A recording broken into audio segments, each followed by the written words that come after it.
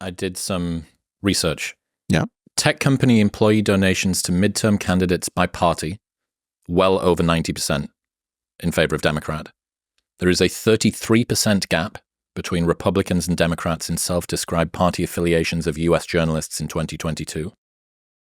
And there was this recent Google furor, a couple, they're being popped for monopoly, unfair competition practices. Sure. On top of, are they putting their finger on the scale and editorializing? If you search for Donald Trump's name, you get negative stories about Donald Trump and positive stories about Kamala Harris. If you search Kamala Harris's name, you just get positive stories about Kamala Harris. Okay, but how many? Let me sure. keep going. So, I don't think. I'm not saying that Google isn't, but I don't think that Google needs to editorialize the search results if there is such an unbalanced original content pool that they're pulling from. If you have this huge sway in terms of tech, if you have this huge sway in terms of the people that are writing the articles, I don't think you need Google to put their finger on the pulse. It's 90% in one direction. If you take from that pool representatively, it's going to move in that direction. So that you've now once again evidenced the same basic idea, which is we'll just chalk it up to emergence. These are all emergent effects. Mm-hmm. That way you never have to posit intent. You never have to say that there's a finger on the scale.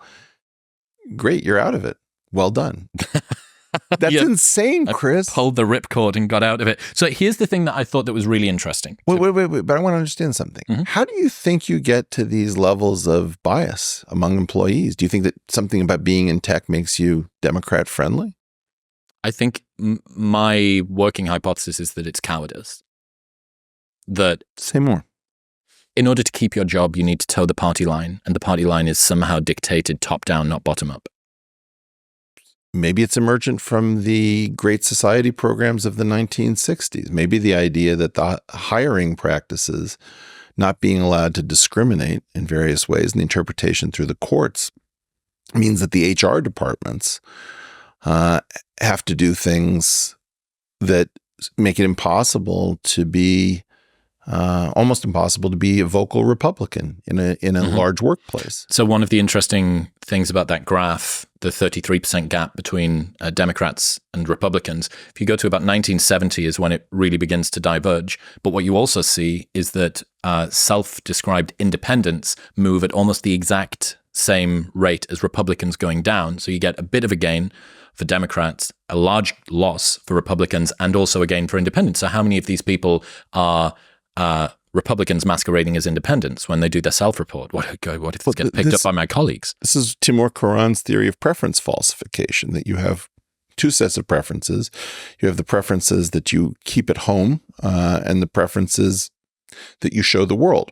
And this is the engine of revolution, because there's always one guy like a James Damore working at Google who's so autistic that he's going to spectrum himself right out of the workplace and say what he actually thinks. Doesn't see the social mores that he's supposed to adhere to. And this is why what happened, one of the gifts of the Ceausescus in Romania is that they gave us this amazing footage of their undoing. And Nicolae Ceausescu is at a rally in Bucharest, and he's on, whatever balcony, and he's saying his stuff, and there's some noise in the back. He's like, what's that noise? He keeps going, and somehow the noise starts growing louder, and people are discontent, and they're just not willing to lie anymore. And each person emboldens those around them, and you see the revolution spread like a tumor.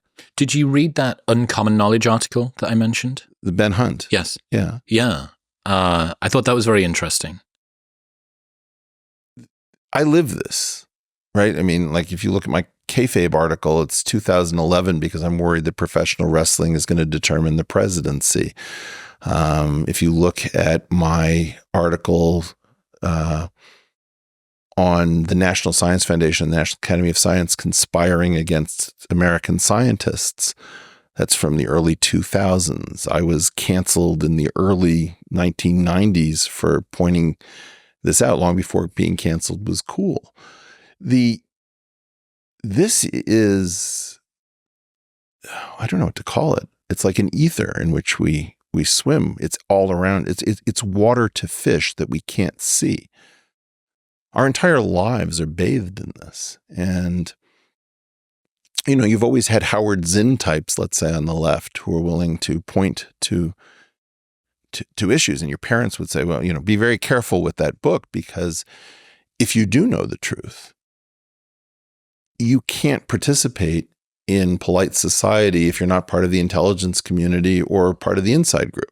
And the idea is that the truth can be made unfit, so that to understand the world is to remove yourself from the chessboard. Thinking about whether it's finger on scale editorially, whether it's drawing from a pool which is disproportionately represented from one ideology or another, everybody is saying, I don't know what's going to happen in November, but it's going to be a nail biter.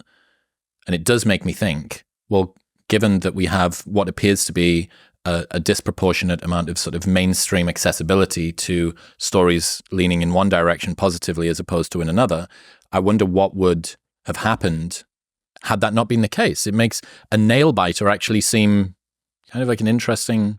Who are these people who know all this stuff? Why am I out of this club? Everybody knows stuff about what's happening in November. I mean, the last time I was on the program, I said it's 1,000,000 years. Donald Trump was almost killed by an AR-15. Joe Biden has been suffering with some level of dementia that's been progressing through his entire term in office. Well, when was the last time you saw MSNBC with 5 geriatric neurologists watching his gait, his speech, and telling you their professional opinions from publicly available data? You're in the magic show, baby. And the funny part about it is the reason I don't want to hybridize with anyone else is that responsible conspiracy theorizing is very much an adult activity. Responsible conspiracy theorizing is not based on saying, well, I've got this certainty over here and I've lost it because I know I'm being lied to. So I can tell you exactly what is going on. It's the lizard people. Responsible conspiracy theorizing says, I know that the story makes sense and I know that I don't know how to correct it. But, Naval Ravikant once pushed me to do a Twitter thread called "The Invisible World is First Discovered in the Visible World's Failure to Close." Right? So the idea is we find out that there's a neutrino because a neutron has a certain amount of energy and a proton and an electron into which it decayed doesn't have that same amount of energy. So something was lost. So, there was a hypothesis due to both Pauli and Fermi that there must be some particle that is diabolically neutral, undetectable by almost any means possible, that is carrying away this extra energy. And so the idea is the visible world, that is the charged particles or the neutron, which you could detect, that world didn't close. Therefore, there had to be something else. Well, when Kamala goes from being incredibly unpopular to the loved candidate with no primary, the visible world just failed to close. The idea that nobody ever convenes a bunch of geriatric neurologists to analyze Joe Biden is the visible world failing to close. This is the origin of anti-interesting. These are all anti-interesting events, and you can measure the control of journalism by its desire to report on what everybody wants reported, and is absolutely pathologically uninteresting, not to the journalists, but to the editors who tell the journalists what can and cannot be featured in print. In other news, this episode is brought to you by Element. For the last 3 years now, I have started my morning every single day with Element. It is a tasty electrolyte drink mix with everything that you need and nothing that you don't. Each grab-and-go stick pack contains a science-backed electrolyte ratio of sodium, potassium, and magnesium with no sugar, no coloring, no artificial ingredients, or any other junk. Sodium plays a critical role in reducing muscle cramps and fatigue while optimizing brain health, regulating appetite, and curbing cravings. I keep harping on about it because I can feel the difference. You should give it a try and see how you feel as well. Best of all, there is a no questions asked refund policy with an unlimited duration, so you can buy it for as long as you want, try it all, and if you do not like it for any reason, they'll give you your money back, and you don't even need to return the box. That's how confident they are that you'll love it. Right now, you can get a free sample pack of all 8 flavors with your first box by going to the link in the description below or heading to drinklmnt.com/modernwisdom. That's drinklmnt.com/modernwisdom. Thank you very much for tuning in. If you enjoyed that clip with Eric, you can watch the entire episode in all its glory right now. Go on.